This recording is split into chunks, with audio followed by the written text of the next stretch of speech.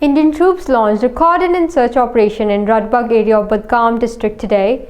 The troops sealed all entry and exit points of area and conducted house-to-house searches.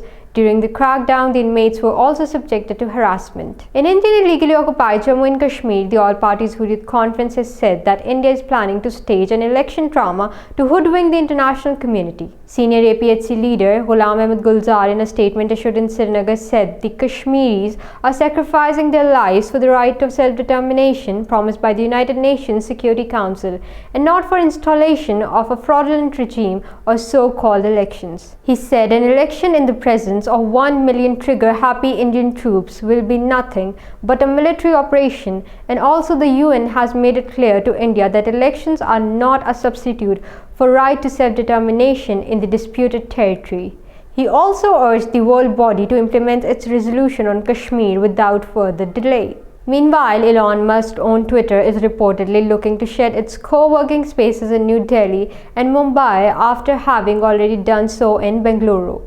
Reports said the process for vacating offices was initiated in December last year. The company has also given up co-working spaces in Bengaluru. A report released by Kashmir Media Service said when India is celebrating its 75th Army Day today, its troops are involved in brutalizing the Kashmiris in occupied Jammu and Kashmir.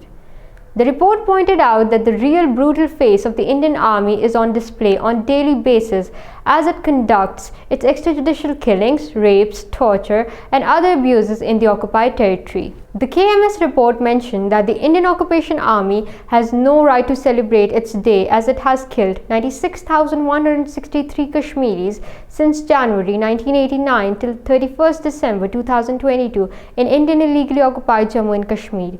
The fact is, Indian Army is trained in committing genocide, crimes against humanity, and war crimes. Indian occupation authorities continued to demolish the houses of Muslims in several areas of Jammu region in the name of anti-encroachment campaign. The victims said they have been living in the areas for the past several decades and now are being asked to leave their houses. An elderly prisoner was tortured to death in custody in Kupwara jail. The 75-year-old under trial Muhammad Maqbool Khan, along with his 3 sons, had been languishing in the Kupwara jail since August 2022 in false cases. Kashmiri people, and mostly Hurriyat leaders and activists, are routinely becoming victims of fake encounters and custodial killings in the territory.